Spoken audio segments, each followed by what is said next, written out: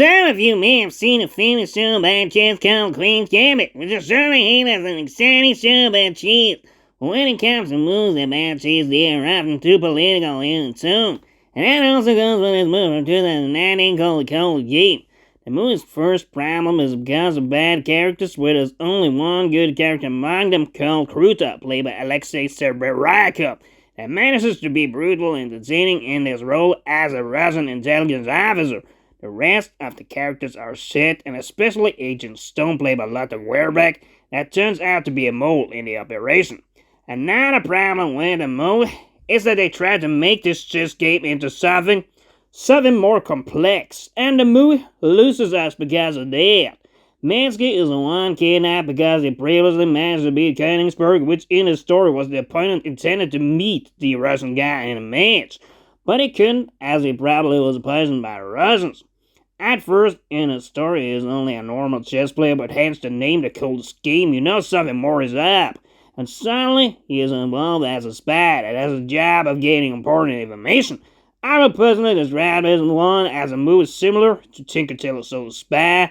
We also see the slow-burning movie of intelligence, where the first hour feels like 2 hours, and it has a very bad pacing. Where also the dialogue is very hefty and makes the movie boring as a whole. The movie itself goes by like a snail walking. And another problem I will mention in my review of this is that they really don't explain too much either.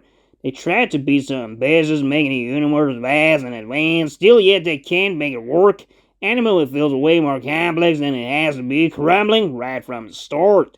The chess match itself is only a weird little part of this movie, which then in itself becomes a part of a larger whole, where the movie tries to create its web of spies and intelligence, making it part like a dull James Bond / Jason Bourne movie, and part like a movie such as the mentioned Tinker Tailor Soldier Spy, where you really see any tension apart from a moment near the end when Mansky's so-called allies are gone, killed by who he thought was Soviet agents, but in reality were Americans, and Agent Stone seemed to be a traitor.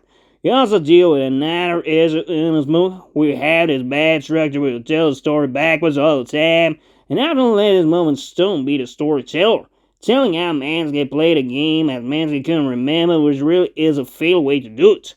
And to mention, they did something like this in the movie Limitless from 2011, where the one guy seemed drugged and couldn't remember, but then he told the story himself. It was not outsourced to another woman. It would have been way more interesting to see more of the chess game against Gavrilov and not all the underlying things around. But then I guess it would not have been the same movie, and certainly not as complex. But I believe the movie would have really have benefited from that in a fine way. On top of everything, he also tells a story about the Cuban Missile Crisis, which makes it look like a mess when you hear Kennedy speak. There's some news reports, which is not that necessary for the movie. One other thing can also be said about Bill Pullman, that is to some extent praised for his role in the movie as Mansky, but if it had been down to me, I would review his performance as lethargic, where he just seems like a guy that drinks too much and plays in a movie where he is completely out of place.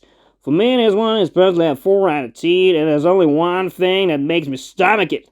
The Krutov character, which is the only shining light in the movie, where I feel personally even Tetris was a more believable spy intelligence movie than this one, spearheaded by the very talented Taron Egerton, unlike in this movie where Bill Pullman just feels lethargic.